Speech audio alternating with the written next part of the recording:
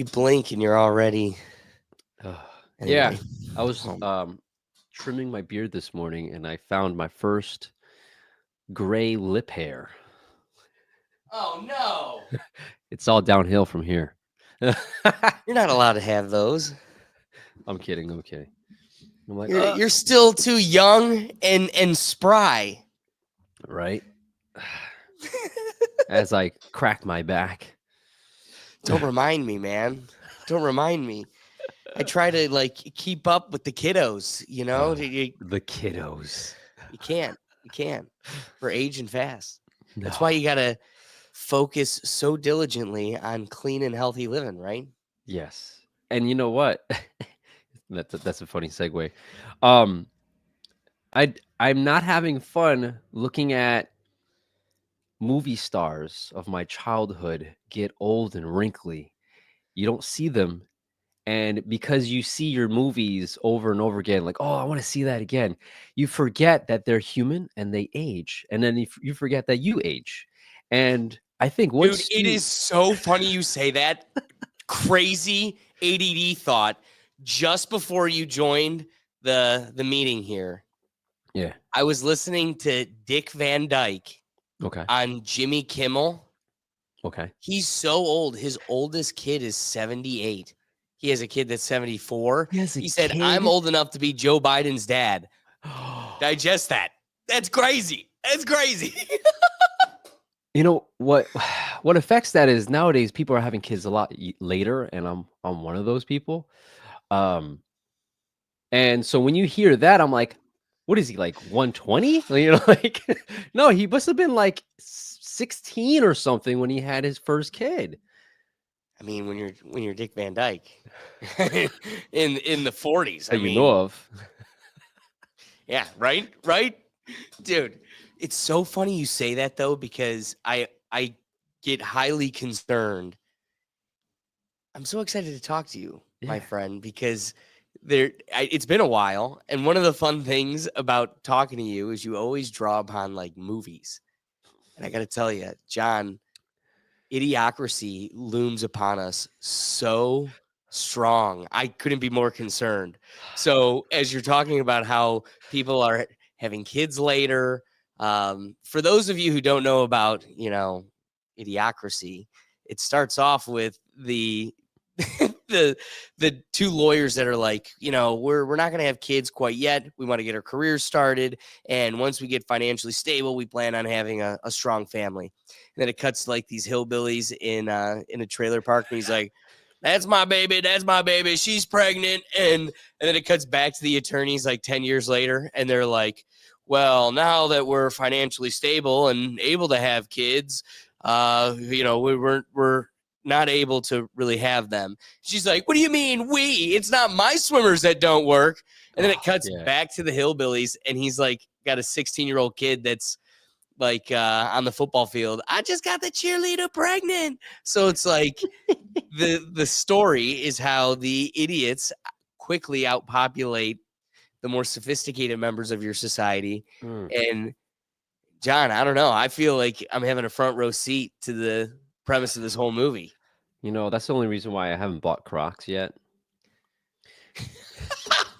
You Isn't that hilarious that like the guy who created the movie was like, I needed to come up with a shoe that would highlight the moronic future that we were leading to, and Crocs, emulate that perfectly, and the we are whole embracing it like a meme. apparently the whole production team agreed that this is not going to be a successful shoe. This is a ridiculous shoe. No way. We all agree. We're going to put our whole everything into this decision. This is not going to happen. This is a perfect product. Yeah. Well, I just gotta say, first, there's been at least a development with the shoe. They keep trying to update, but John, this is the extent of updates when it comes to a Croc. Like, it's sad that Kanye, his futuristic shoe, the Yeezy slide, The is Yeezy just like slide. a glorified Croc. But like, That's just a business move. You're just you see what people want and you're going for it, you know? I How saw do how what do does you this call them? appeal to people, dude? Because of convenience, honestly. Oh, you're so right. Oh, you're Convenience, so just slip that on. Do you have to, you spray that with the backyard hose, you're good to go, like and then also, what do the accessories, you right.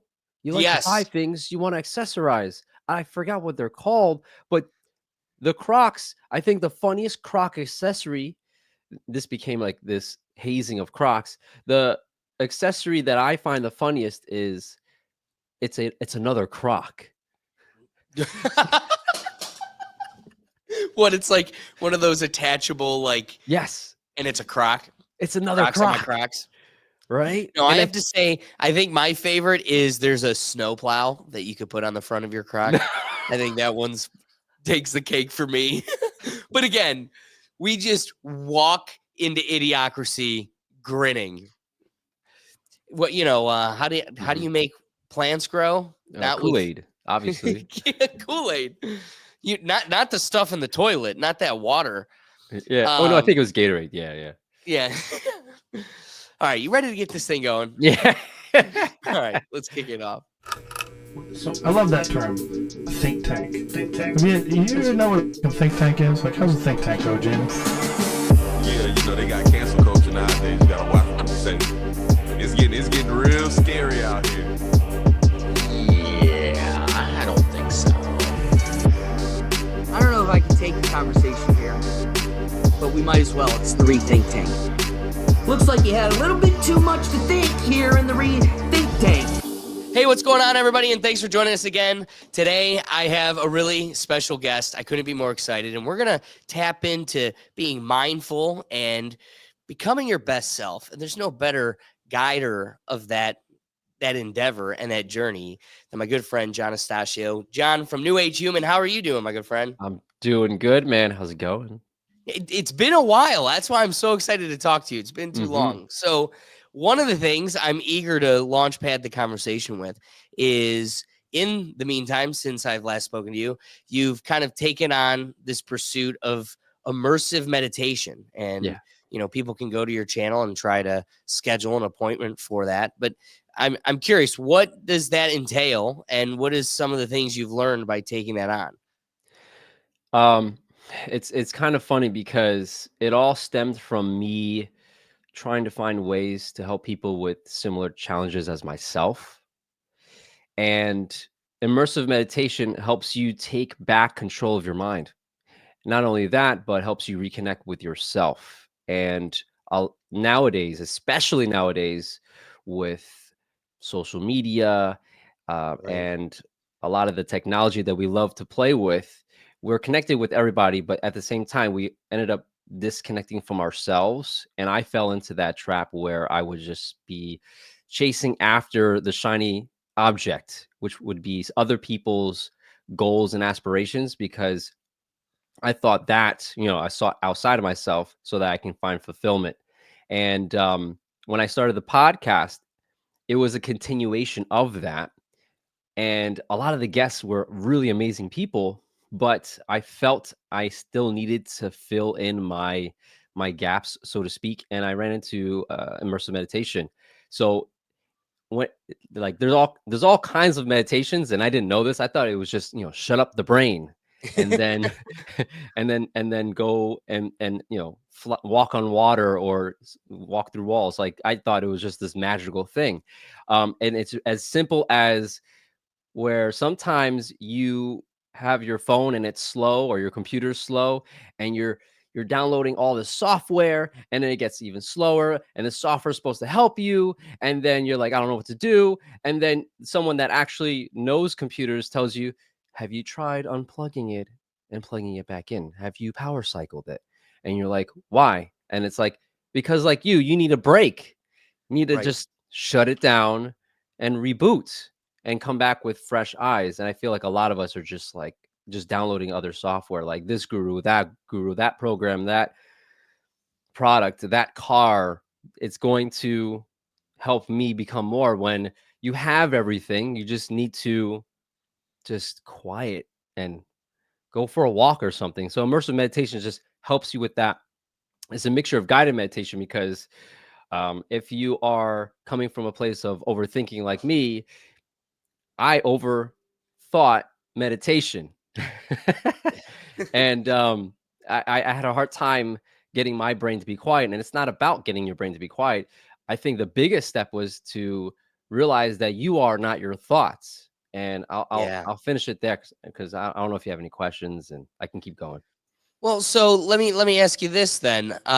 With people, getting in line to make appointments, and I saw on your Instagram over the last few months, at least kicking off in August, you've been doing live sessions where people can join.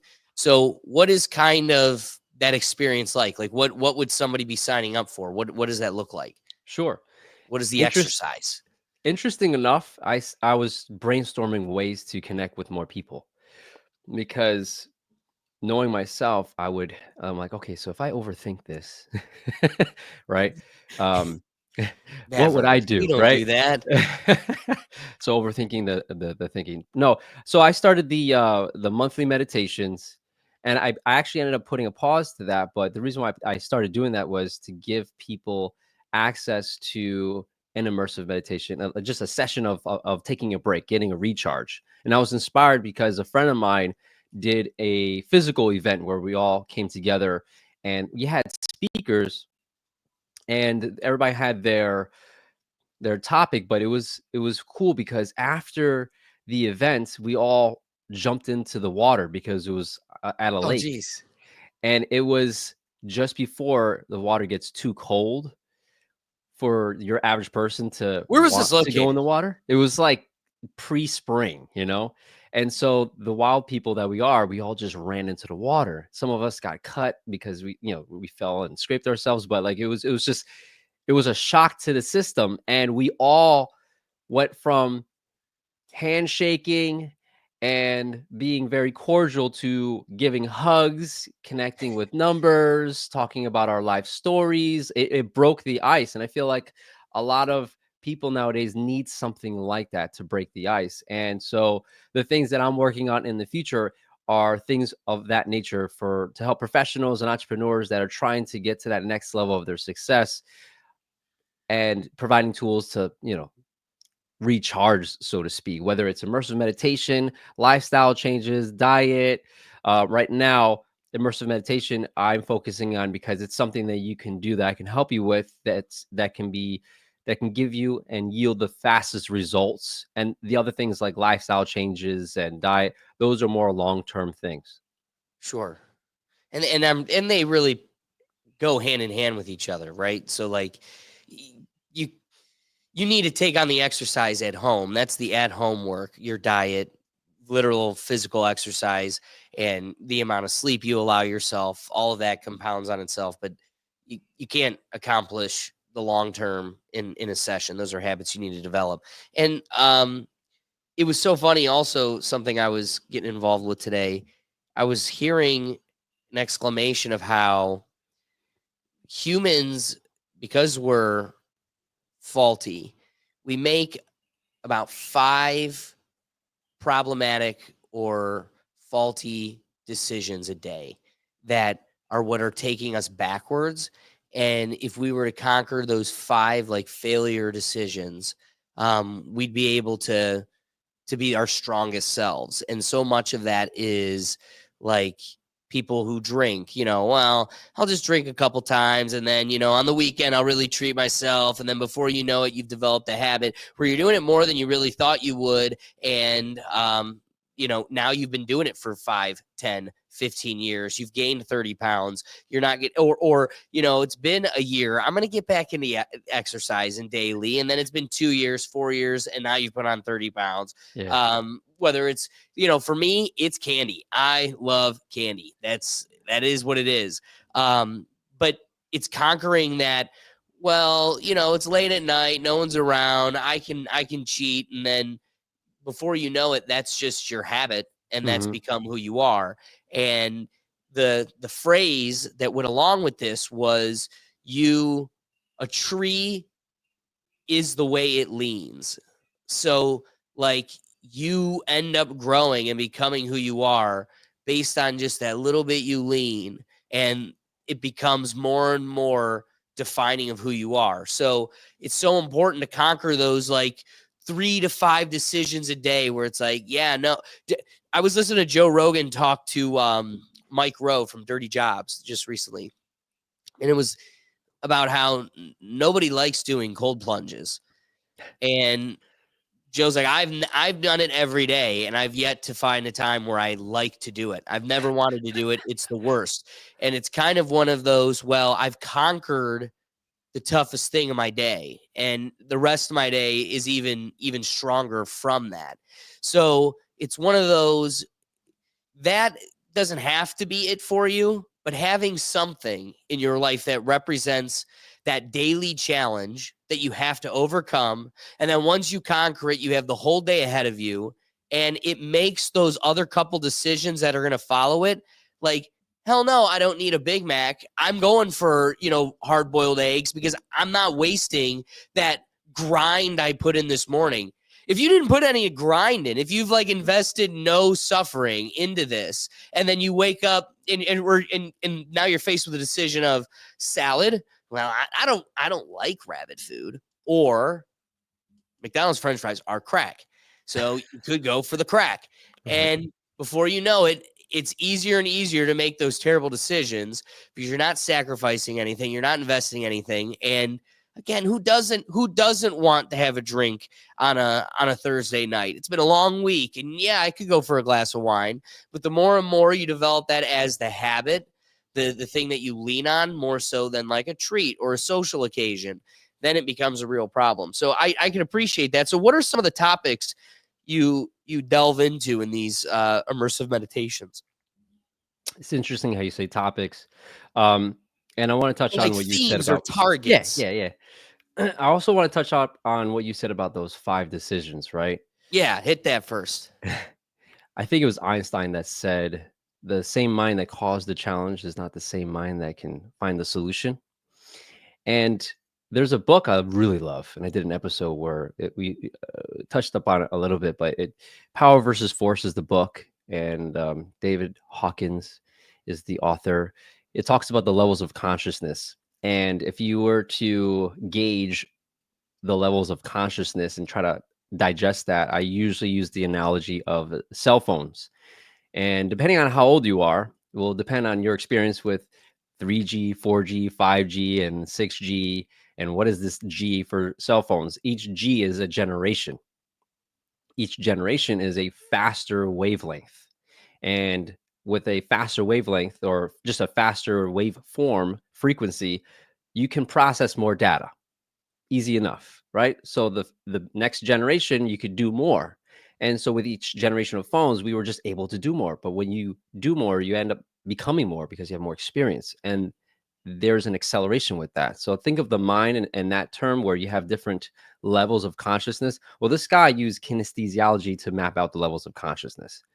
And it's a muscle testing formula. So he used the body to understand the body, which was really cool. Now, if you think about it, those 5 decisions that you make, if you want to level up your lifestyle, whether it's your career or your business, it's those decisions you make every day that matter the most. So how do you level up your mind? Because everything starts in the mind.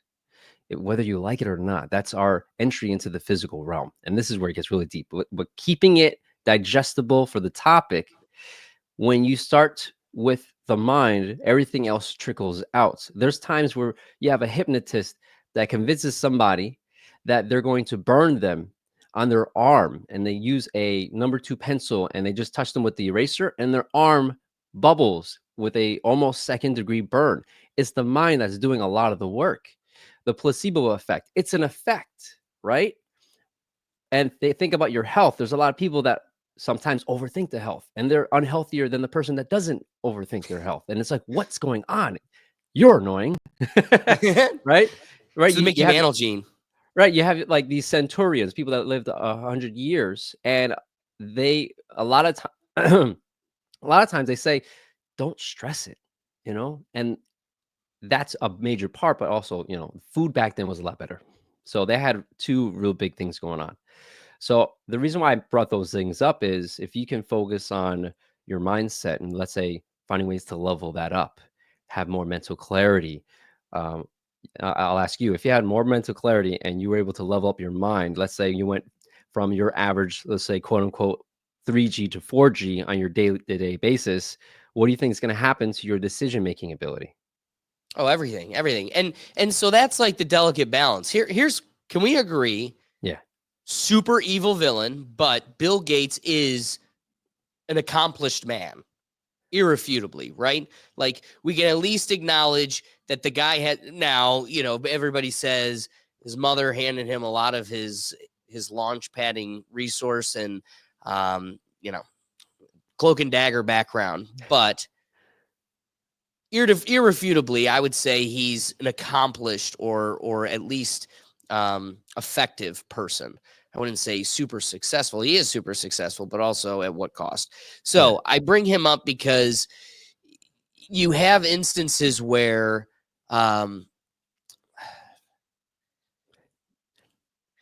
say the thing. I'm trying. Yeah, exactly. I'm trying to walk a very fine line. Because I regret kind of where I was going with that. When you ask about like clarity of mind, right? Bill Gates prided himself on like sleep is for suckers. That's really what he is, a position he takes. However, if you listen to like sleep experts, sleep is so important for you. But like John, as somebody who has an 8-hour-a-day job, but then is also trying to build like a strong network that is going against like the Goliath mechanism that's trying to support it or suppress it. It's very difficult to find enough time in the day. So I really find more justification for not having enough sleep than some of my friends who, again, they're the best at their hobbies. Nobody's a better snowboarder. Everybody, but at the same time, they're in bed by 8. They're like they're not building anything. So it's like one of those cog in the machine, be the gear that gets everything else moving, but you're best rested and you're at the peak of health, or things be compromised. Like when you say, do you want like mental clarity? Here's what I say. If I went to bed at 8 o'clock and I woke up at 6 a.m. when I normally do, I am like a titan the next day. If I go to bed at 10 o'clock or 11 o'clock, I got a little bit more done, still nowhere near enough. But I'm good. I'm pretty solid. But the second I'm going to bed at 1 a.m., 2 a.m., or at the worst, because I'm really moving and shit's grinding and I go to bed at 3, I am dragging in the morning. But you take some Neuro Gum or Alpha Brain and a cup of coffee and you just keep on pumping. And I got pretty much another half a human's workday in, if not a full workday in, another one on top of the gig, the job that pays the bills, did a whole nother gig. And it at least leaves me feeling like, I outpaced you, my neighbor, not you, John. John's right here striding ahead of us. If not, so at you, the listener, I've outpaced you. But man, look at you, don't have the bags under your eyes. Like you're well rested. So I'm there with the mental clarity, but also I think if your brain's a muscle just as much as your biceps a muscle. And so I think if you're a well-read, strong-minded person, some of those things, I could be sharper. And again, catch me on the month. Like I bet you in June, I'm way more well-rested. I'm like getting all the vitamin D. I'm sleeping a little bit more. And yeah, catch me in December and I'm not sleeping as much because it's gray outside and I can really work and I can't go golfing. I mean, yeah, if I was golfing, if that was being balanced with golf, it'd be a whole different world. So in my long-winded answer is, of course, that's the goal. And you're going to have your peaks and your valleys, your highs and your lows, and you're trying to find a lifestyle that kind of gets that as in the middle as possible. Because I really don't think I'm ever going to be The Rock. I'm not going to be Joe Rogan, But I refuse to. We got people at my work, John, that one day chose walking up the steps was too tiring. It was too tiring one day. And then ever since making that decision, it became a part of their reality. I can't do the steps. And it snowballed and it snowballed and it snowballed to the point where now you really can't do the steps like you could have. And if you kept at it, it wouldn't have been as tiring. But one day you made the decision and it got to a point where you're crippled. You can't even go up the steps. So you got to know you're not that guy. But am I really going to be Joe Rogan? No. But it'd be good to be like 40 and being able to do a Tough Mudder. You don't have to be first place, but if you could go through that bad boy, there's something to be said. Yeah. Yeah. It's interesting what you said, where something that popped up to mind, the visual of the cog in the wheel, and then at the same time going to sleep later. And my thought was two things I wanted to address, because you brought up a really good point. You have this hustle culture where, like, not the famous rapper Nas from the 2000s, sleep is the cousin of death. And that See? really pissed me off when I heard that, when, in the days where I would listen to his albums and stuff. And nowadays I'm like, one of the biggest reasons why I had a lot of challenges in my 20s, from, relationships to career to business, and constantly failing and falling short, was poor sleep. And even when I would go to sleep, I wouldn't sleep well. I would just lay in bed and just stare at my eyelids, you know? Oh, And yeah. there are things that are inside of us that we might not be aware of that keep us up at night. And it takes time to go within to discover those things. I have one of my clients, he asked me, he said, I want to know what my unconscious habits are. He has a lot of plans. He has his career, which is, it gets paid decent, pretty well. And then he has all these different business projects, but he's like, something like, I know I can be further, and what's going on? And I see him and his eyes are like just blood. Like, I know him. I would tell him, get some sleep. And he's like, yeah, I know. Everybody keeps telling me that. Get some sleep. And he'll get 4 hours in, 5 hours in, and just go out of his way. And so we went through this, what we would call the journey within. That's that 6-week program that I helped him with. And we used immersive meditation, and that was his focus. And there were some things that came up that was surprising to him, and for me, I was excited for him to see. And one of those things was that he recognized, again, he gave himself time to go within to identify some things that he forgot about that became habits. And one of those things was, as a kid, I think he was the oldest brother, and then he had cousins, and he ended up having to take care of a lot of people. So he built the habit of overworking himself beyond what's necessary, and he became the big brother to a lot of people. And at the same time, that's more workload, more unnecessary workload. So therefore, you lose sleep because you prioritize helping other people more than yourself. And that was one revelation for him. And then another thing was, he had a romance that was lacking closure. And Sure. that could keep you up at night, not even knowing about it. You can have weird dreams, right? And that dreams is another thing, because it's never a straight answer. And it's usually not the person that pops up that you need to help.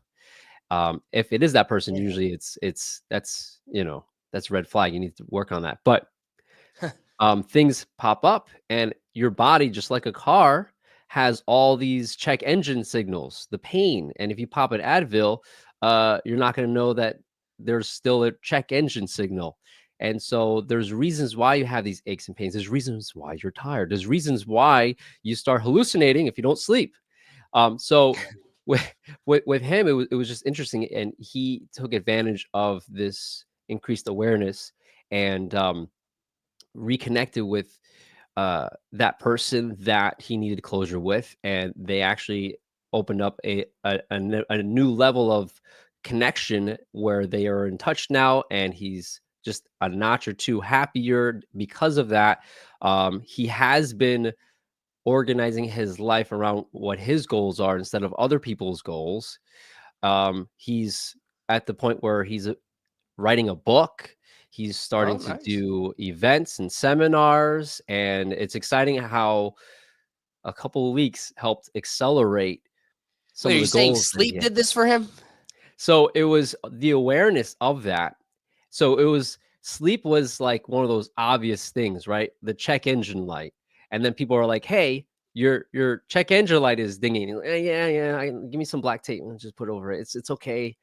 Pump the music louder. That's what a lot of people end up doing. But because it was he understood why the quote unquote check engine light was going on, the why he wasn't sleeping and not prioritizing it, he started to prioritize that, and those changes that he didn't know were connected to lack of sleep, he made those changes. And so yes, he's sleeping much better now. But yeah, sleep is huge. And it could be like, instead of popping I forgot, like supplements so they can sleep better, right? Now you're just artificially inducing your body to sleep, and your body already has its checks and balances and systems. So if you're forcing one thing to happen, something else is going to kick out of gear, right? The body is its own ecosystem. Just listen to the body. It's trying to tell you what to do. We call that the still inner voice, right? The quiet voice where you're like, I knew I should have turned left. I knew I should have spoke to that girl. I knew I should have said no to that opportunity. But it's usually a whisper, right? And if you don't take the time to like reset, maybe go golfing, take a hike in the woods, meditate, give yourself some time. If you need guidance, go that direction. That voice is going to be very, very quiet. Fair. The voice is gonna be very quiet. It's kind of like an instinct. You gotta kind of feel it, and it's a light touch. Yeah. I appreciate the point about hustle culture, and we put it under that guise because it makes it feel tougher. It makes it feel more romantic. But the reality is, the way people also talk about it is we're in this capitalist society, and that's how they're able to mask the guise of comfortable slavery. And that's kind of what the system is. But also, that may be what the system is. But it's free enough. It's free enough that for those that truly do, and a couple that hit the lottery, like that's just also an element to this capitalist society. And Like you you gotta be just ready for get that, lucky too. sometimes. But there's also a mechanism for those that put in the time. Not everybody's going to be an entrepreneur or somebody that becomes a lottery winning content creator or something else. But if you just wanted to be a pharmacist and you just put in the time, you could accomplish that and have a very comfortable living. But sometimes just very comfortable isn't enough. And that's kind of the, carrot that keeps the gears of this place moving. The exciting part about our nation is that, everybody has that opportunity. However, circling back to that hustle culture, some people say if this is that, camouflage slavery, part of the mechanism of keeping everybody running is this fool's dream that they've planted in everybody's head that we're all billionaires waiting to happen. We just haven't reached our full potential yet. And that's what keeps us, invested heavily into this. And so if I were to give advice to anybody, the strongest way to do it, if you were going to try to play the lottery, because that's what it is, you're putting you're playing roulette,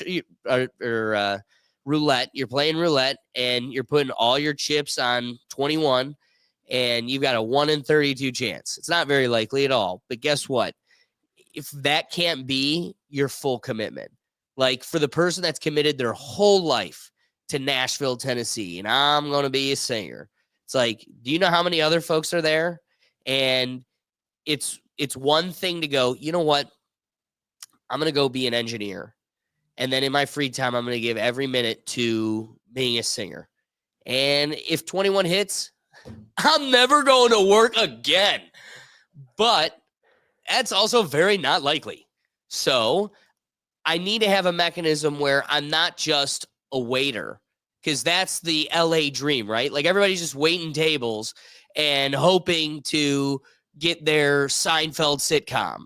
And that's not how you should play this game. If you still want to be a functioning member of society, if 21 doesn't hit, then you got to have a pretty solid base. And honestly, that requires an extra layer of work that most people aren't going to. And I like the way you sell the point that you make, which is you can't overexert yourself.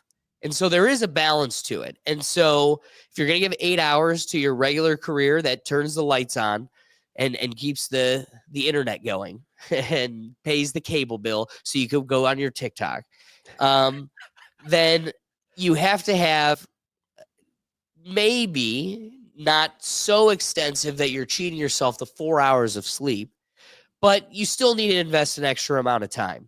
So I come back to that balance, and it's tough to find the perfect balance because, like I said, it's going to ebb and flow. We're humans.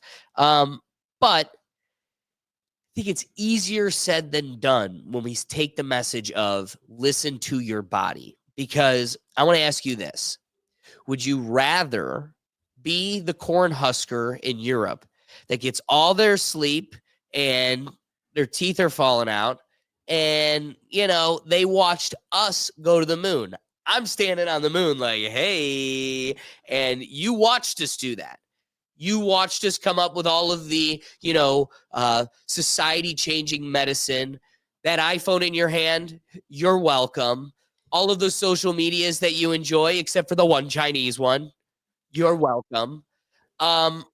It's this balance of if I don't know if you've left the country or how recent it's been, but if you go to Europe, it's a great experience, but it's not a lifestyle because you're seeing a society frozen in time.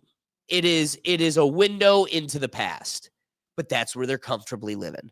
And so while Europe and, go to Sweden, look at Switzerland, they have all these beautiful programs and initiatives, but also they have progressed zero in comparison to the societies that maybe have dangerous symptoms to them and create dangerous cultures, but maybe that's the cost at getting extreme payouts as well. I don't know. What are your thoughts? Because I'd love to take the time. Europe's got nothing but time, but they're also not conquering anything. So would I rather be a corn husker, right, with no teeth? I think Can't even eat your corn, dude. Can I at least have my teeth? Because then I can't enjoy my own corn. No, fluoride is a bad thing, they say. Right. Right. I agree. So one word that pops up to my mind when you started saying that was fulfillment. And if you don't know what fulfillment is for you, then it's easy to default into the program that exists around you, whether you're in the US or in the UK or in any other country or continent. And I feel that when you are more clear on what makes you fulfilled, you don't waste time chasing dreams and aspirations that likely don't serve you or just serve the moment. Hey. And then at the end, what will happen was, or what would happen is, if you didn't figure it out on the way up, because action at the end of the day helps you speed up that process to fulfillment as well. So there's just different ways to go. Do you want to go and just run barefoot in the street and figure out later on that you need to choose, right? It depends on your progress, your process. And some of us don't even have the choice to do so. All I could do is just AOMA, all out massive action. So fulfillment right there, I see it as there are people that there's nothing wrong with wanting to create technology. There's nothing wrong with wanting to go to the moon. I've been wanting to go off planet for the longest time. I still do want to experience that because it's an experience, right? But when you understand what How are you going to fulfillment get is, through the dome? right?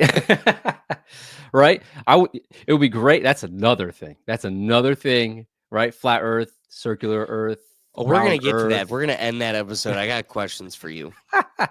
But as far as like fulfillment is, it's like if you can get to, or if you know what fulfillment means to you sooner, then you can get to that happiness point a lot faster.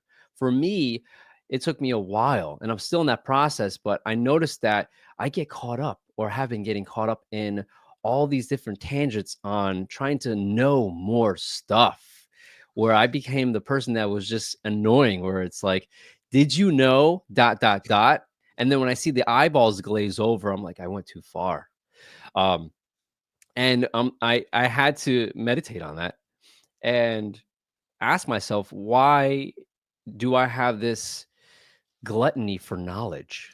And a lot of that, again, I had to give myself a reset and ask that question. But at the end of the day, it had to be, it stems from the need for the feeling of being important.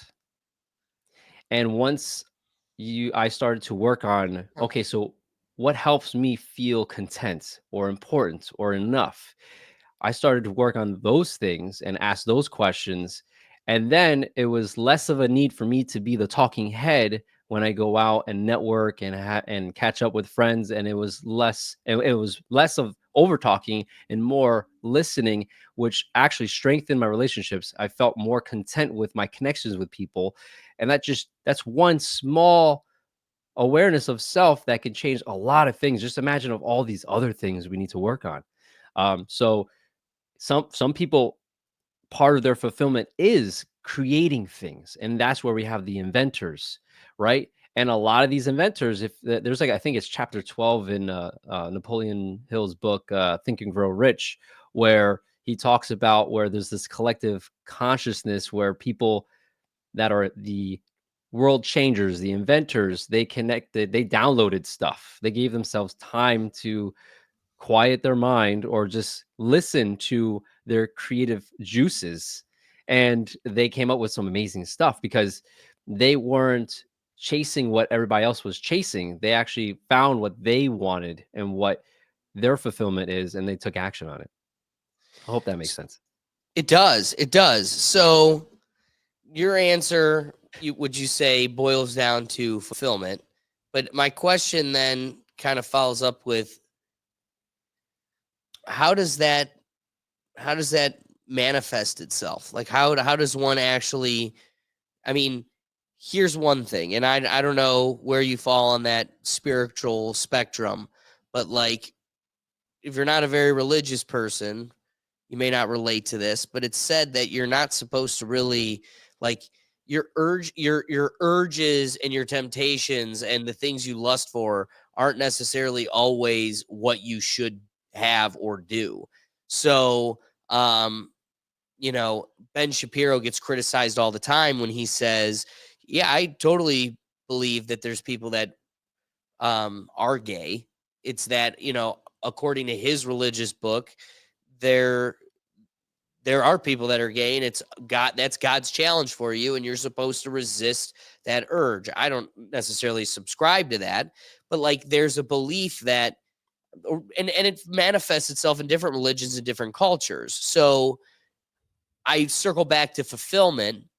Like, if you satisfy every urge, you might have this faux version of fulfillment, but you're not actually fulfilled.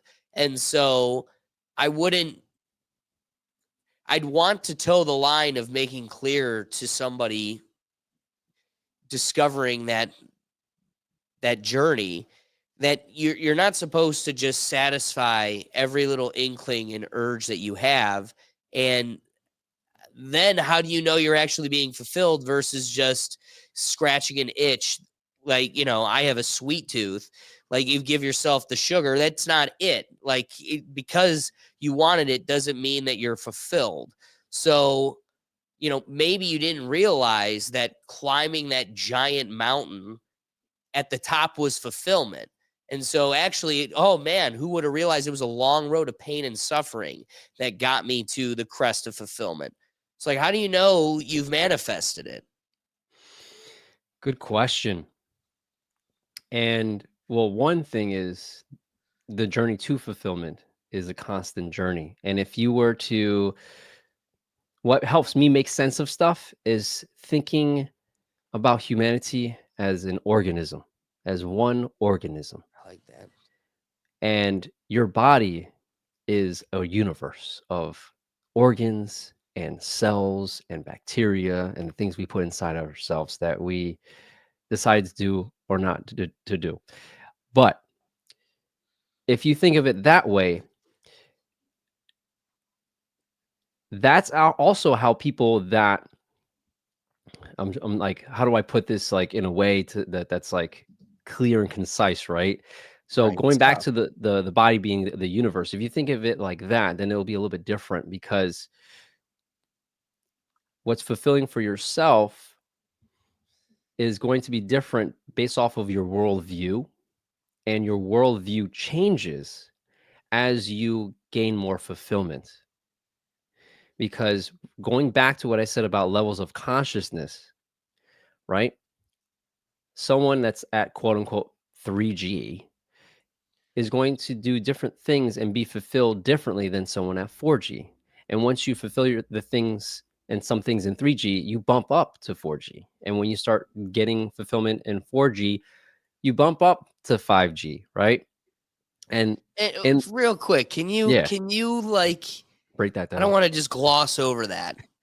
So you're kind of flirting with the concept that like people are operating on waves and frequencies. Right. So what do you mean by somebody's a 3G person? Right. Okay. Is it because they're on an iPhone 4? I use that analogy because I know all of us have phones, right? And so when we got our phone upgrade, it's going to be faster. You're going to be able to do more. It's exciting. So So it's more metaphorical. it's metaphorical, but there is something to be said about actual frequencies, which could be a different episode. But there are frequencies, right? You have your beta and all your alpha, the ones that are good for sleep, ones that are good for during the day, and then there's bigger ones, interesting ones that tie you with thought patterns. Okay, there's certain levels of consciousness that you can use muscle testing for to see what level you are based off of a system someone made, that each level is tied to different belief structures and thought patterns.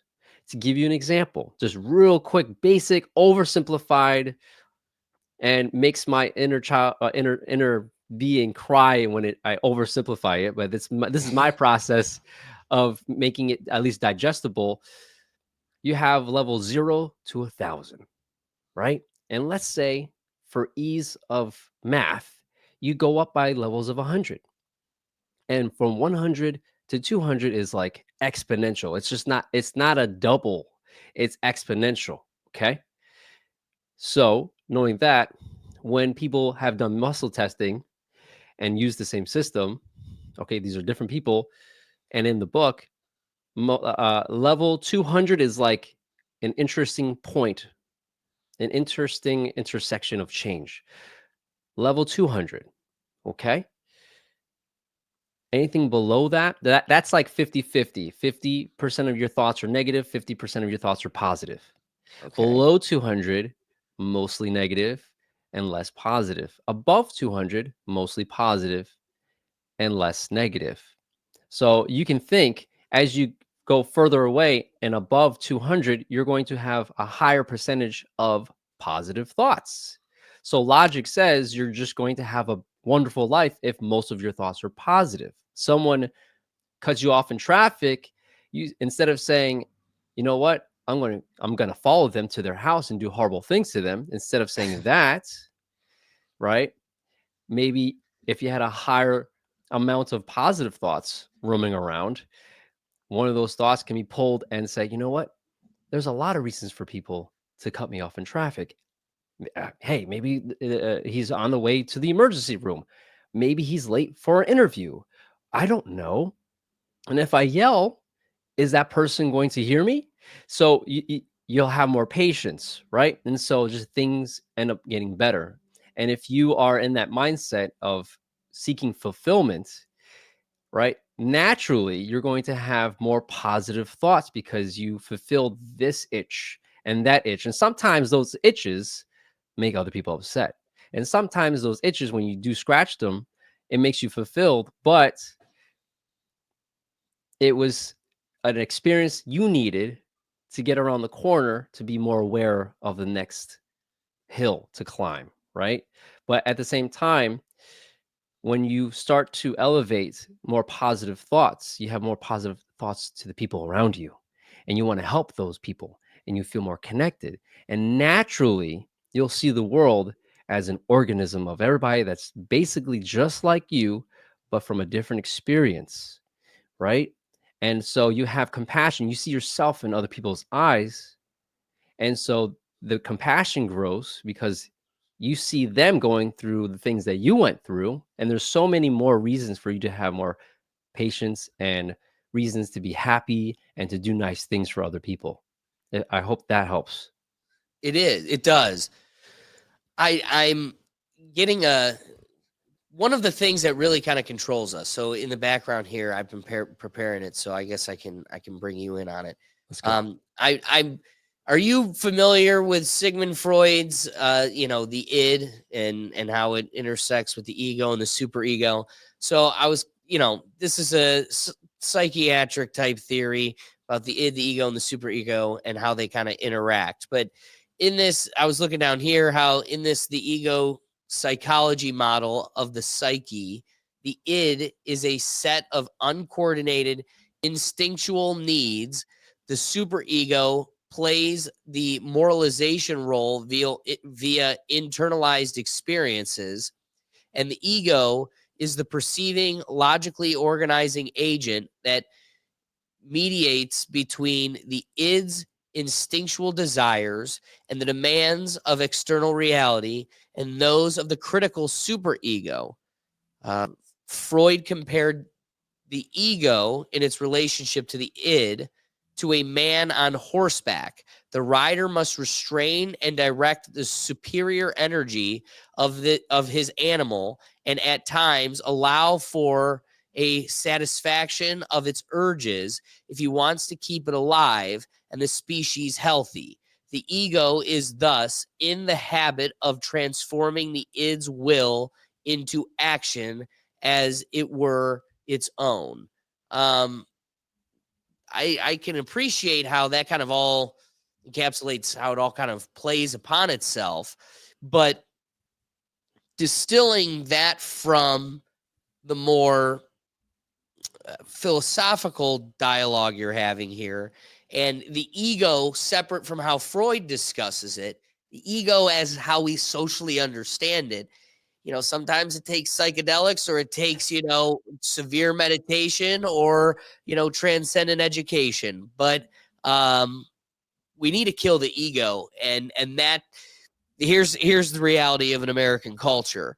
The ego is what keeps this competitive nature facilitating and growing at such a high rate. But at the same time, that symptom of such a strong ego is what's kind of infecting us. So it's kind of like a super potion that, while it makes you great and strong, it also is poisonous and killing you from the inside. So it's kind of finding that delicate balance. And so if you could create a community that continues to strive for better, but through maybe some of those avenues I presented, finds a way of killing the ego, then you're still competitive. You're still trying to conquer and grow, but you're not doing it for you. You're doing it for us. And the second you're living for the us and no longer yourself, that's the real goal. I mean, but that's the problem. Living in the purple and the moderate, like that's what the whole mechanism around us is targeting that position, that platform. If you try to take on that role in this world, you are waging against the machine that stands to lose it all if you succeed. I want to ask you a question. Please. Speaking of ego, right? That is you identifying yourself as separate. That's your survival, keep you alive, right? And Right, yeah, sure. your id is part of that as far as helping with the direction. So I want to ask you a question. Do you think that putting people in a place of needing to survive is associated to the ego growth and dedication to the ego?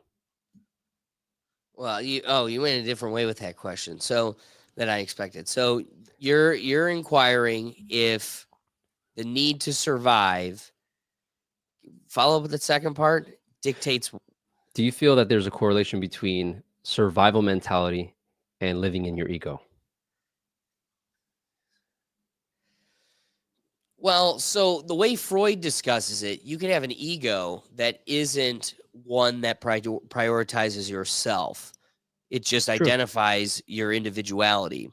So I think that could still exist without the need for survival, this like disparity. I think the need for survival is what crafts the ego into prioritizing the self over anything else. And that's why there's such an investment in either making you desperate and in survival mode, or if you're comfortably numb, making you feel like you're actually desperate and in survival mode. So there's people that are so far from survival mode, like take Mark Zuckerberg.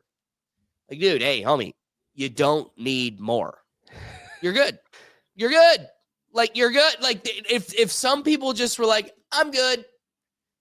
Joe Rogan could start selling his toenails if he wanted.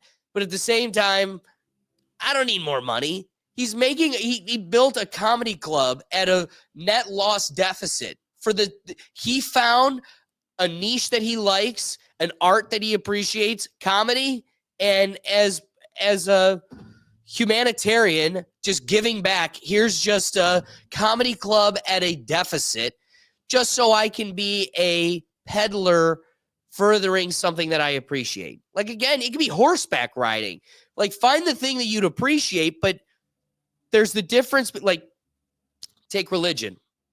There's a difference between Jameis Winston on a 3-8 dog shit Browns team, still just out here like, it's all to the Lord and bringing positivity and being like, everybody across the league is in love with this guy, and he's just on a terrible team. And we all still are just like, we love Jameis. And he's become, everybody says he's not going to go into talk sports after he retires. He's going to be a preacher.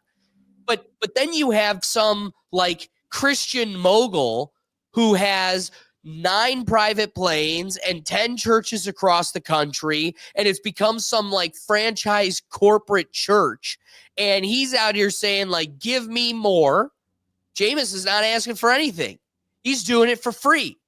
And yet it's the same thing, right? It's still like the same pursuit in the name of Christ. So it's just interesting how you could be somebody who's like, I'm getting into horseback riding, like keep it with something like that. You could just do it for fun, and you're not hurting, and you're not promoting, you're not progressing. You're just experiencing, and that's okay. I don't think there's anything admirable about it, but it's okay.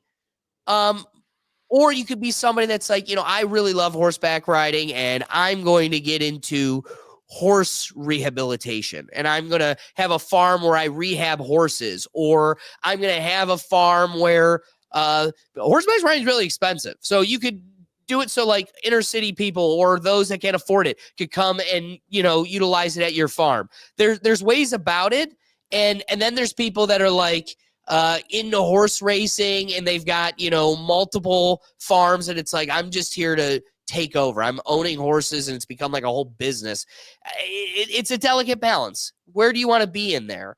Yeah, I think when it comes to the ego, you can have an ego that isn't in survival mode, has a recognition of individuality. I'm on my own. I'm responsible for myself. But if I play my part strong enough and well enough, I, for the greater me, can promote the whole, which is, so I guess when I long-winded, you can have your individuality, not being in survival mode, with still the promotion of the hive first.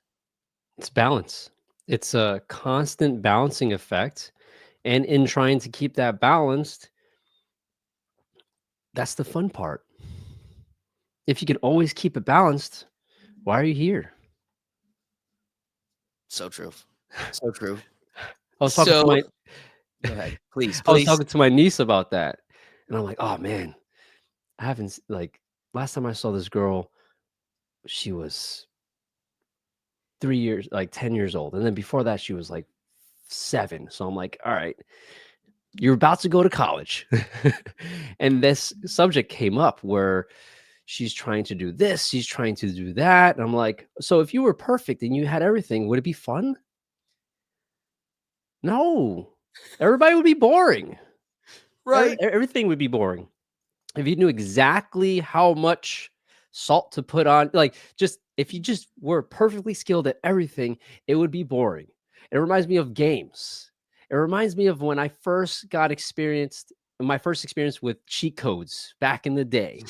Grand Theft Auto, the God mode. Yes. I loved that game. And then I got access to God mode and I went bananas and did things that I regretted. And I just wanted to experience everything hardcore. And then I stopped playing the game. It was no fun anymore. I didn't have to do any missions to get money. It didn't matter if I got 5 stars and the military was after me because I can't really die and I'll just keep waking up with all like there was no consequences and I just stopped playing the game. Right? Well, it's like it's almost like it's annoying that you have to play the game without the cheat code, but then at the same time, we're constantly looking for the cheat code. Like how many times do you see a program, someone offering you the cheat codes too, and then your pain point, right? It's like we're trying to skip, and then okay, so you have all this energy, but do you feel satisfied? Like, oh, what's the next thing? It's just like whack-a-mole at this point. But if you understand what makes you truly happy and the whys and the origin point, then there's less moles to whack, Right. right? Right. You're gonna end up petting the mole, and that's just weird. No, I'm kidding. But you know what I'm saying? Like, then it's a healthy relationship with the game you choose to play, and their journey on finding out why that game was fun to begin with is another game. And so Right. instead of thinking of it as constantly needing to win the game, instead of saying, you know what, this is fun, you know, a cool exercise for me, what I used to do to gain appreciation and patience is I would fast forward my imagination to when I was 90 years old. And I say was, right? Interesting phrasing there. Until let's say you're 90 years old, and then you think back upon your life on all the opportunities that you had, all the decisions you made, all the mistakes you made, and you know, ask yourself, would I do it again or would I do it differently? And would I have taken those decisions that seriously? Would I, right? And then if you said, you know what, you get one chance to go back in time and do it over again. But the difference is you have your memories. How would you live your life differently? Would Yeah. you be in the moment more often? Would you hug your loved ones and your friends a little bit longer, especially the ones that you haven't seen in a while? Right? How many times do you see family I don't each know, year? man. We tell ourselves that all the time, and now we're not young, and so I am getting to a point where I am facing my mortality. You've experienced your grandparents pass, and that's a hit, and you're seeing your parents age. So now it's that confrontation with my parents' mortality, and really, I mean, dude, you look at Joe Biden and it's like, whoa. And then I look at my parents and I go, oh my gosh, like you're really not far behind his number.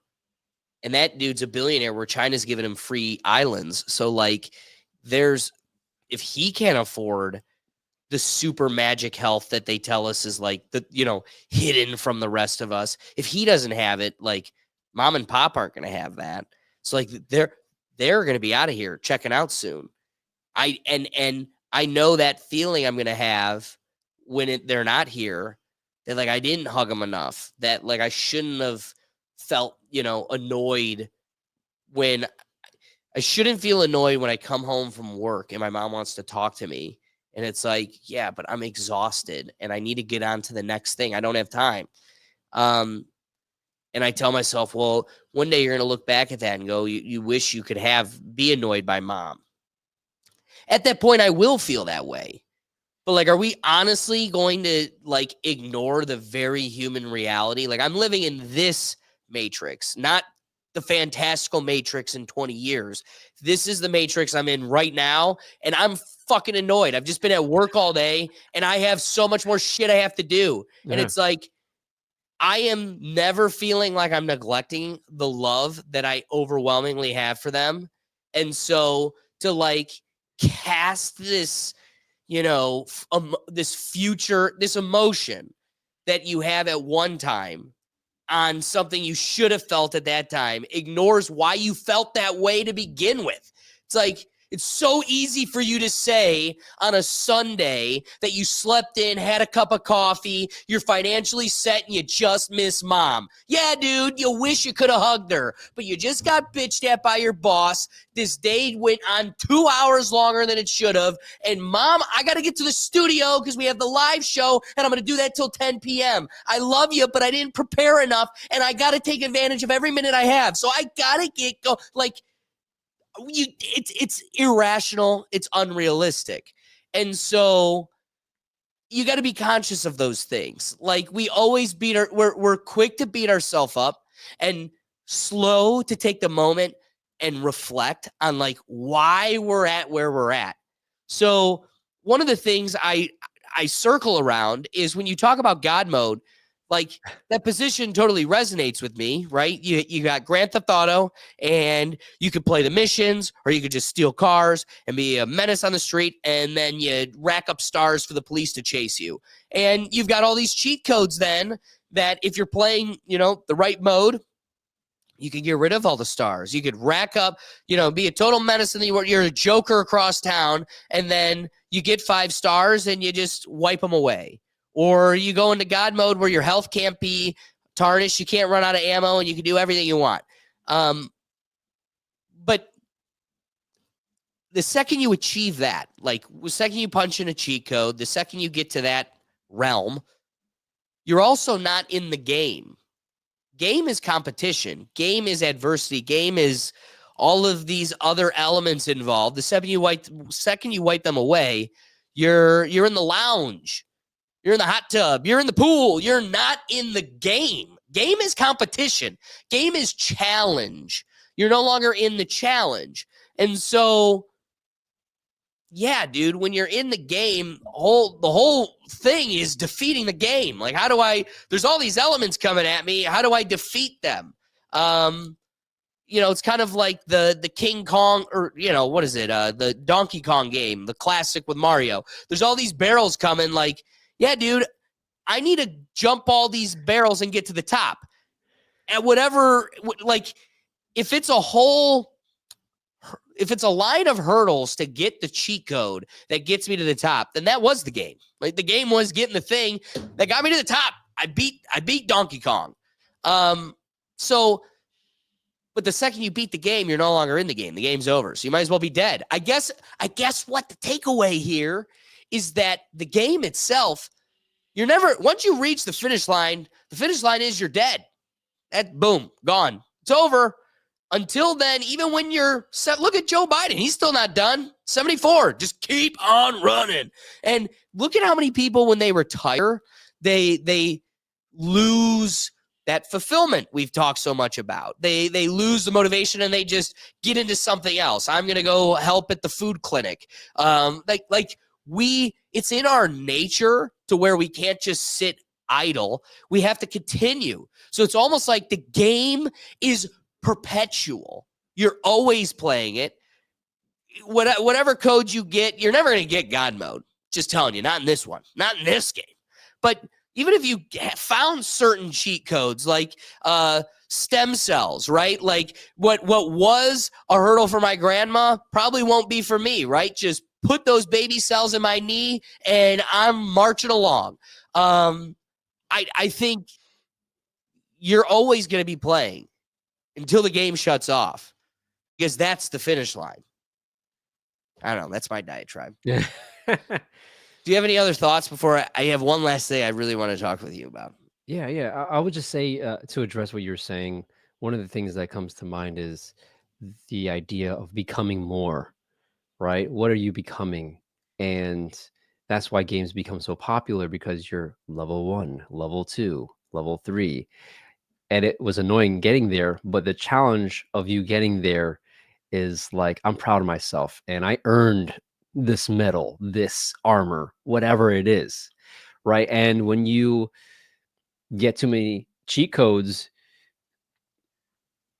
did you really earn it? Do you feel like you deserve that? And you'll know because you'll have to face other people that earned it. And that's another harsh truth when you use the cheat codes and you're like, aha, I fooled everybody, including myself. And then you run into someone else who got no cheat codes and they got scars. Like that guy with the scar across their face.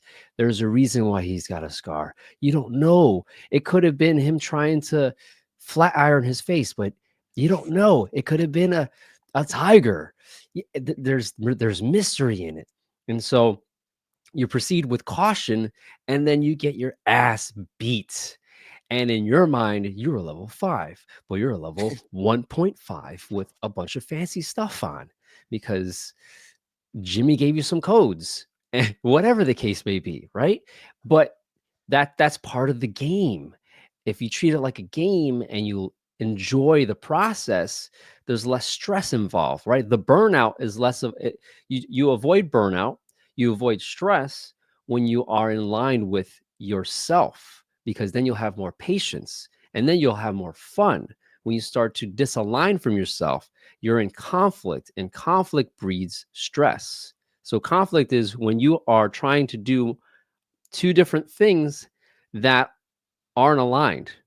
And that was like a basic thing that I learned in like biology, and my brain just exploded. I was like, wait, so that's conflict. Yeah, I'm trying to do A and B, but they're not related. But I want both of them at the same time. I want my cake and eat it too, but it's not going to be there if I eat it. But if I give a piece to a friend of mine, I can still have a little bit. Like my brain's just smoking. But at the end of the day, it's those cheat codes. It's that God mode. It's playing the games. Have fun playing the game. Fulfillment is just knowing that you're on the right path, and also know that and be okay with not having the cheat codes, because what would you rather do? Get to the end and be alone, or be happy? Right. Oh, I love that. It's experience and challenges are the name of the game, and that's what we're here for. I have one last thing I want to address with you or pick your brain on. You've exceeded the 100 episodes. That's kind of the milestone of whether or not you're going to be a real podcast in this world. They say once you break 100, you can start calling yourself a podcast. And I recently doing the same. That's the reason I say it is. Congrats. It's anyway. You pass the precipice and you bring on a spokesperson who's been across the internet for quite some time, championing the position that we are on a flat earth with two lights, rotating above us and potentially being in a dome. So having David Weiss on totally shocked me. I was like, whoa, that's crazy. And not for the reason that I wouldn't want to talk to him. I'd love to talk to him. And not that I think the position he champions is that crazy either. It's that, you know, wow, what an interesting conversation. So I want to ask, one, what are some of the takeaways from that conversation that may have changed your perspective or been more convincing?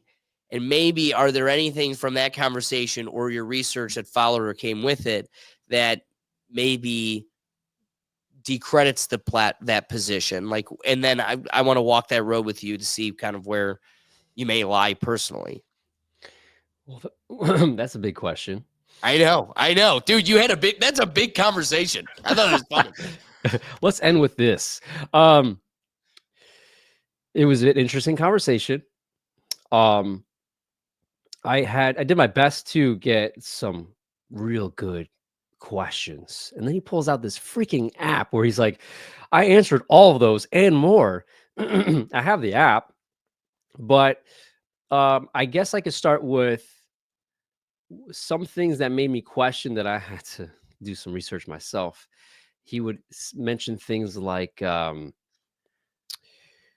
you go to Antarctica and the people that try to say that the sun, we're talking about flat earth theory, right? And so to prove flat earth, he starts to try and debunk and discredit people that are saying that why don't you just go to Antarctica and see that the sun never goes down?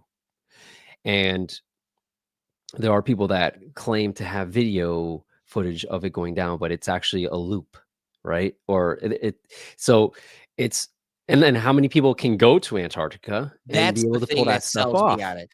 John, you know me, right? Like, if anything, if you were to put one pillar under me, it's just distrust for the narrative that comes from the government, or I Yes. just don't trust governments, period. And you have gotten all of the governments in the world to agree on one. You haven't been able to do that ever, but you've gotten them all to agree no one's allowed to go to Antarctica. That to me is insane. We can't even agree on if women can drive, but no one's allowed to go to Antarctica, and we all agree. That's insane to me. I feel like flat earth theory and people that really support it and really dive into it, the growing numbers proves that point where there's a growing number of people that don't trust the narrative. And that's the biggest takeaway that I got from it without having to decide, if earth is flat or globe or globally flat or round, circular. Right. Just, it's at the end of the day, that is the overarching dialogue that I feel is important to me to address and to continue to argue something that you yourself are going to have a hard time finding a proof of is a hard place to be because right I remember I don't know why this is coming up, but I'll go with it. I remember as a child, completely somewhat unrelated, arguing, and this was like elementary school. We were arguing where do babies come from. Okay, we've never seen a baby come out of a body, but we know it happened. And so we would argue. So there were people that said belly button all the way because that's a hole and we don't know why it's there. Some people said the vaginal route, which I didn't understand the anatomy back then, so it made no sense to me because that's I don't understand. The only thing that I've had experience of where large things came out of me was the anus. So that was my argument. I put all of my eggs in that basket. I said, because that is from my personal experience, right? You were dropping giant baby loads. And ironically, at a young age, around that time, that was my challenge. I always had gut health issues. So there were some times where, like, let's just say it was a giant baby, right? And so I'm like, maybe women are designed to handle that type of load. It makes sense. Their bodies are designed for that, which ironically, yes, just different, wrong hole. So so going away from the human anatomy and going back into the anatomy of the planet, that whole theory of like, we're not going to know for sure Bingo. until enough people have the ability to rocket up and out and not be associated with a shadowy entity, and people, and it's live. Like there's just got a way for you Right. to, without a shadow of doubt, witness this, either you yourself or someone else. And then the other direction, go to Antarctica and keep going, keep that live footage going and keep doing it. And then have multiple points of reference, more than one. One person can't do it because you can't siphon data through one person. That's the problem we have right now, because there's a small funnel of people that are willing to do it, have the money to do it, and then have done something that they're able to report back. And then you have these accounts of people that went there and don't really talk much about it. So we're so close. But then one of those things where it's like the I forgot what the terminology is, but we're getting to a place where technology is growing fast enough that will enable us to actually find out the truth. So I'm reserving for that. If you have the time and are curious enough, I encourage you to follow your fulfillment, and whether or not it is flat or round. If that is something if that is an itch you must scratch, instead of waiting, right? Go for it. I'm all for it. And that's where, for me, I'm like, it's not that big of an itch, because I have my thoughts on, I want to see, like, it wasn't until I actually saw, well, yeah, I saw a baby come out of a female, and it was a video in high school, and it was just wrecked my brain. But I'm not saying that that was what made me decide. I'm just saying, like, stuff like that helps you, it's proof. Like, it comes out. You just go to the hospital and then just, you can see it. It's not the same for the flat earth. And I want to answer part of one of the questions that you had around like my thoughts. There was something that he said that wasn't enough for me. And at that time, my brain was still trying to catch up on other stuff. Right. Oh, yeah. I know. And so, obviously, and one of those things was Ecuador, right? The equator area, the equatorial region. I asked him, why does water or storms, why do they spin? I don't know. I think it's like clockwise above the equator and counterclockwise below the equator. Like, if it's flat, it shouldn't change. It should just spin depending on the wind, but it's uniform.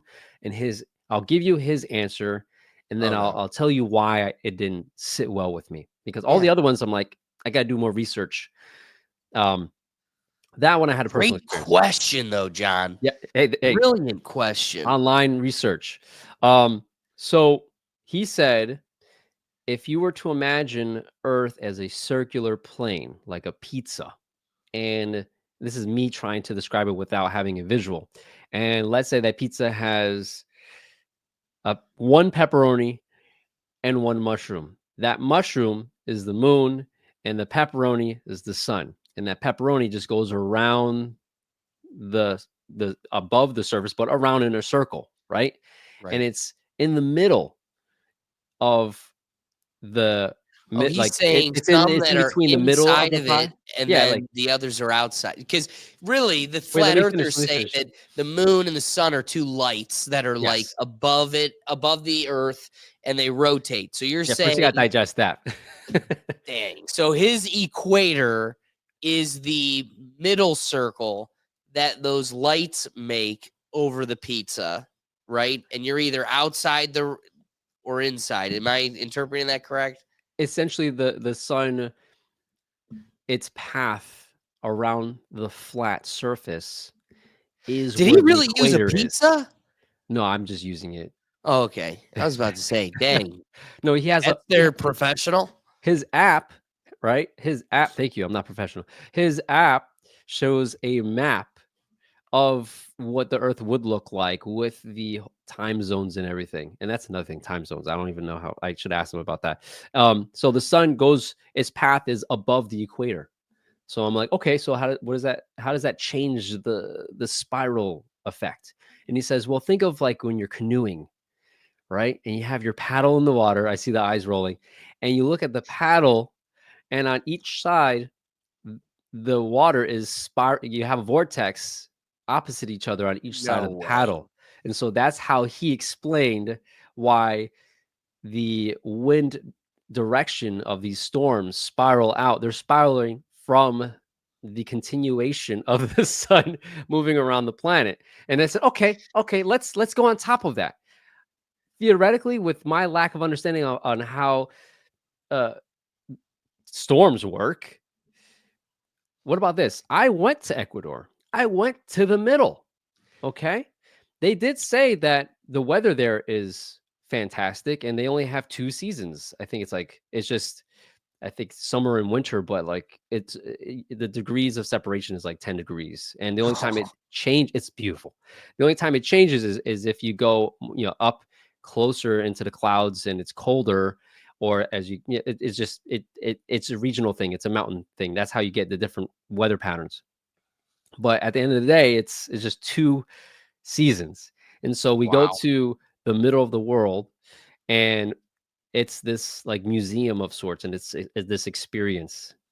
And there's a line, and this woman has this, it looks kind of like a sink, right? And then there's a bucket that captures the water underneath it. So I'm really, really paying attention because I'm like, okay, let me see if she's slick. Does she just pour it? Does she throw it in at an angle, right? And so she just pours it water straight to the middle area. That's it. No shaking. And when she was, below the equator, it spiraled naturally one direction. And then when she went to the middle, it just went straight. And then when she went above, it spiraled the other way. And she poured it exactly the same. She Oh, wow. wasn't manipulating anything, and it was the same device. So I'm like, okay, there's something going on, because like this is just, come on now.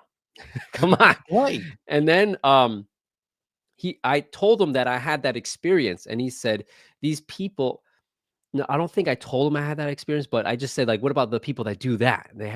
They show that spiral effect. And he says, it's easy to influence the spiraling of the water going down. And in my mind, I'm like, I was fried at that point. I'm like, did that really happen like that? And then afterwards, I'm like, no, it didn't. I paid attention. Right, Plus, we did other stuff. You can balance an egg on a nail, right? We all tried. At the equator? Yes, you can. Oh, that's so cool. On the flat part, not like the flat part's hard enough, to be honest. Right. And man, one of my cousin-in-law, he was the only person that was Whoa. able to do it. We all failed, but he was able to do it. And we See, approached now it that with would it was already convince me. balanced. And the other thing that we did was they have the line, and it kind of reminded me of the test to see if you're intoxicated, and the cop pulls you over, you're intoxicated, that test. Yeah. You doing this normally, not everybody can do it, but you put one foot in front of the other, you put your hands out to the side straight, and you look up, and then you walk forward, because that makes it the hardest for you to walk in a straight line. And so if you walk a couple feet to the left or to the right of the equator, you can do it. It's still a struggle, but it's proving a point where you're just at that point where you barely can hold on, but you're really relying on gravity and the flow of gravity, Sure. right? You might have micro movements where you grew up walking in the northern or southern plains, or hemispheres. So, but when you start walking on that line, 2-3 steps, you're done. You can't. It's a struggle to keep balance. So what does it do? It makes you fall over? Like you Yeah, can't. you're just having a hard time. I'll see Oh, if I can wow. find the video, but I was struggling, and I am stubborn, and I wanted to be like the one person, the one human. I'm like, I'm going to prove them wrong. Nope, 3 steps, and I'm just going to the side. I think I went to the right. Maybe that's the right spiral. I don't know. I was just struggling. Like, I didn't have a reference. I was looking up. My hands were out.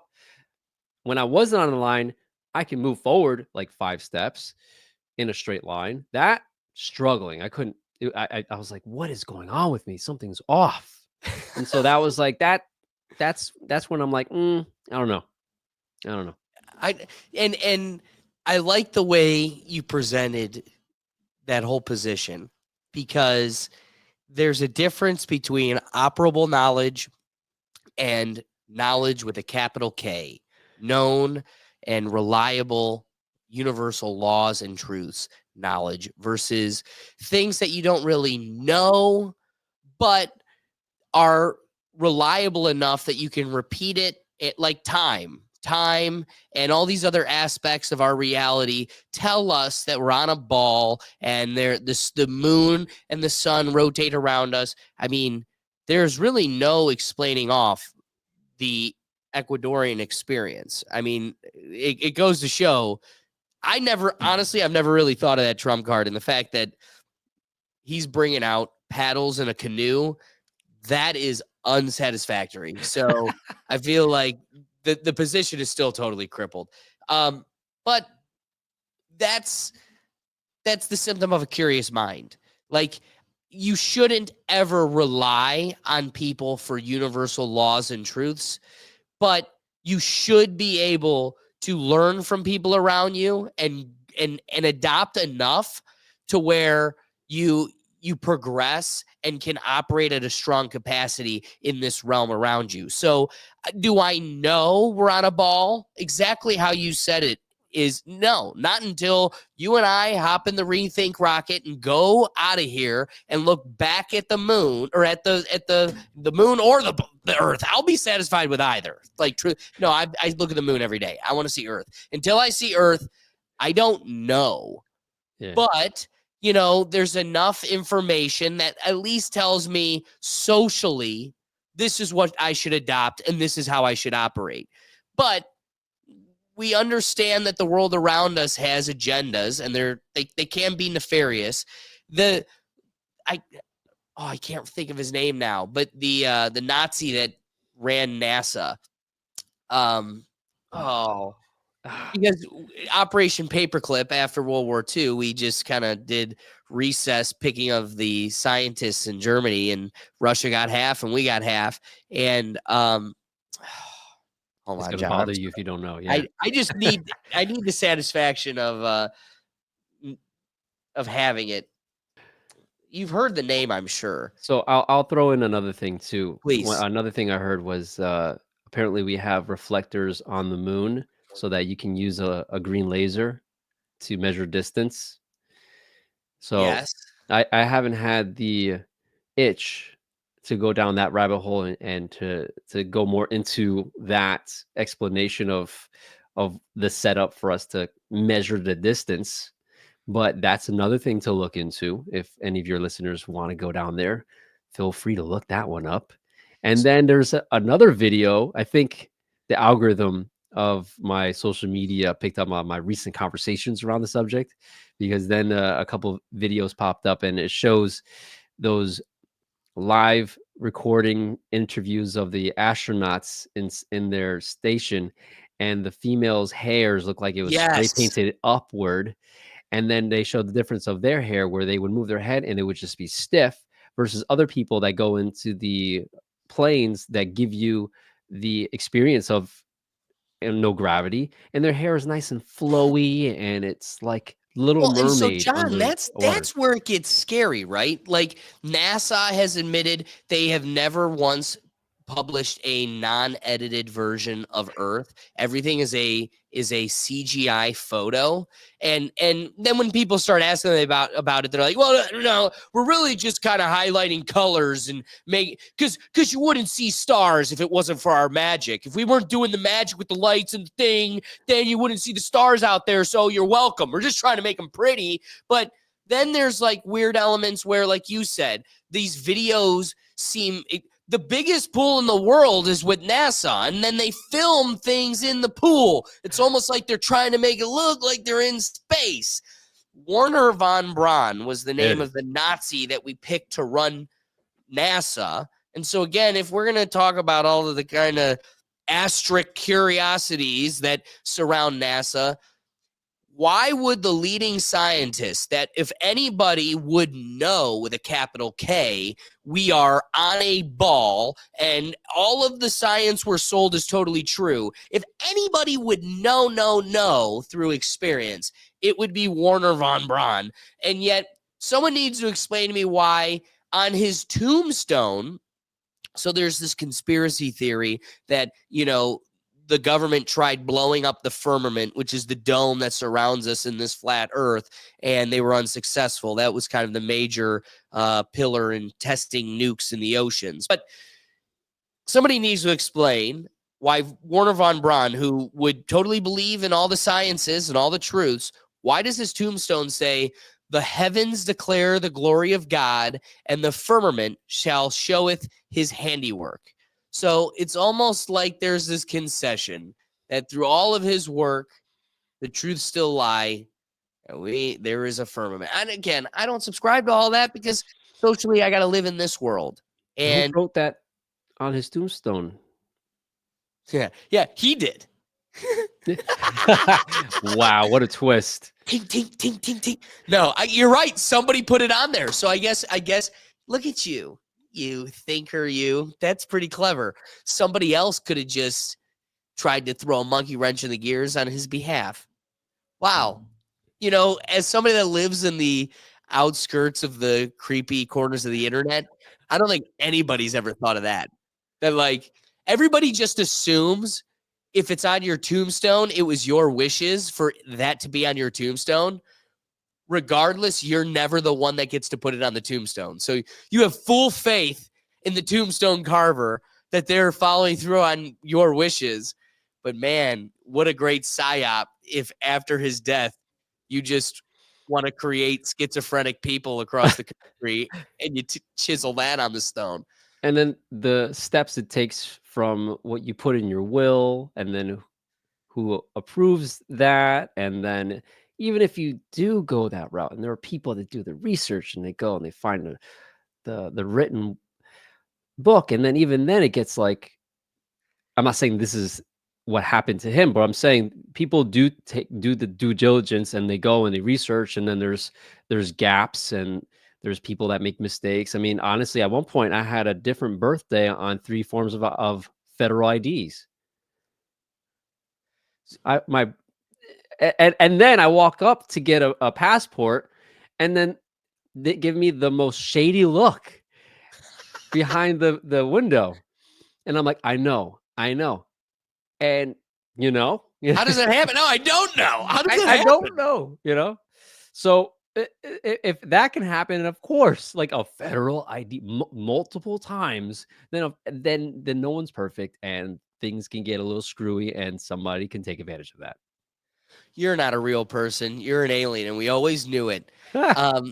No, what I can appreciate, John, is as you said it, you're that higher frequency. Thank goodness I'm talking to somebody on 5G because I didn't even think of that. I'm over here in 3G. I'm still on the iPhone 3. I still want to know what my level is at. I have to find somebody that for sure is above 200 to gauge me, which is, you can't just guess on your own because you can just tell yourself, "Oh, I'm amazing," Yeah, exactly. So like that's on my to-do list. Find someone who is certified in like their level through multiple people, whatever. Because you can't be tested on your level unless you find someone who's above 200. But sorry, I digress. No, don't digress. John, I appreciate you giving me your time. This has been nothing but a special conversation. I always look forward to opportunities of catching up with you. And I'm very excited to, observe and partake in this new journey through immersive meditation. I think a lot of people can benefit from that. And I hope people look into that. You've got a lot of a range of knowledgeable content across your platform. So, beyond the New Age Human, tell people where to go, how to find you, what they should do, where they can connect with you further.